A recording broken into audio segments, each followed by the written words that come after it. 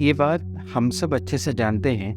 Albert Einstein history के सबसे बड़े जीनियस साइंटिस्ट में से एक हैं। जिस चीज़ को आम इंसान समझना तो दूर, सोच भी नहीं सकता था, उस चीज़ को आइंस्टाइन ने सोचा भी, समझा भी और उसे पूरी दुनिया के लिए बेहद आसान भी बना दिया। अभिवादन स्वीकार कीजिए ज़िया हसन का। मैं आपको इस वीडियो में अल्बर्ट आइंस्टाइन से संबंधित बेहद रोचक जानकारी देने वाला हूँ। पूरे वीडियो को ज़रूर सुनिएगा। आप अगर नए हैं चैनल पर तो सब्सक्राइब ज़रूर कीजिए। अल्बर्ट आइंस्टाइन एक फिजिस्ट थे जिन्होंने थ्योरी ऑफ रिलेटिविटी E=mc² और फोटो इलेक्ट्रिक इफेक्ट के लॉज बनाकर पूरी दुनिया को हैरान कर दिया था। आइंस्टाइन को फोटो इलेक्ट्रिक इफेक्ट के लिए नोबेल प्राइज़ भी दिया गया। आइंस्टाइन को इस बात का पता था कि उनके पास बेहद यूनिक माइंड है, इसलिए वो चाहते थे कि उनके मरने के बाद उनकी बॉडी को जला दिया जाए और उनकी राख को सीक्रेटली बिखेर दिया जाए। लेकिन फिर वही हुआ जिसका आइंस्टाइन को डर था। 18 अप्रैल 1955 को प्रिंसटन यूनिवर्सिटी के एक हॉस्पिटल में आइंस्टाइन का इंतकाल हो गया। तब ऑटोप्सी के लिए यानी मौत की वजह जानने के लिए जिस डॉक्टर को बुलाया गया, उस डॉक्टर ने चुपके से आइंस्टाइन का ब्रेन निकाल लिया, क्योंकि उसको ये जानने की क्यूरोसिटी थी कि दुनिया के सबसे बड़े जीनियस के ब्रेन में ऐसा आखिर है क्या, जिसकी वजह से उन्होंने पूरी दुनिया में इतने बड़े बड़े काम किए। अल्बर्ट आइंस्टाइन का ब्रेन चुराने वाले डॉक्टर थॉमस हार्वी थे।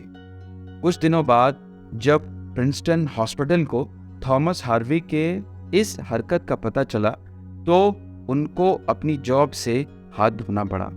लेकिन डॉक्टर हार्वी अल्बर्ट आइंस्टाइन के बेटे हैंस अल्बर्ट से किसी भी तरह ये परमिशन लेने में कामयाब हो गए कि वे उनके बाप के स्पेशल ब्रेन के अंदर में छुपे राजों से पर्दा उठाकर उसे दुनिया के सामने लाना चाहते हैं।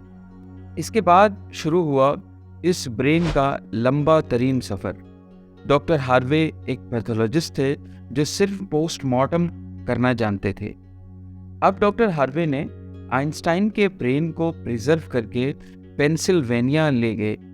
वहाँ उन्होंने ब्रेन की कई फोटोज़ लीं और ब्रेन को 240 छोटे छोटे टुकड़ों में काट कर अलग अलग जार में प्रिजर्व करके अपने बेसमेंट में छुपा दिया। डॉक्टर हार्वे लगभग 30 सालों तक इस पर एक्सपेरिमेंट करते रहे। 30 साल के बाद थॉमस हार्वे ने एक फैसला लिया कि वे इस ब्रेन को दुनिया को दिखाएंगे और आइंस्टीन के ब्रेन को साइंटिस्ट को दे दिया। जब साइंटिस्ट ने आइंस्टाइन के ब्रेन का स्टडी किया तो वे ये देखकर ताज्जुब में पड़ गए कि आइंस्टाइन के ब्रेन में 17% न्यूरॉन नॉर्मल इंसानों से ज़्यादा था। मतलब आइंस्टाइन के दिमाग में ज़्यादा साइनेप्सेस बनते थे, जिसकी वजह से उनके दिमाग को ज़्यादा ताकत मिलती थी। आगे के अध्ययन से पता चला कि आइंस्टाइन के दिमाग में एक रिंकल, जिसे पैरिटल ओबरकुलम कहते हैं, वो नहीं था। पैरिटल लोब का साइज भी 20% ज़्यादा पाया गया। ब्रेन का ये हिस्सा मैथ स्किल्स और मेंटल इमेजेस के लिए रिस्पॉन्सिबल होता है। इसके नतीजे में उनकी कल्पना करने की एबिलिटी ज़्यादा बढ़ गई।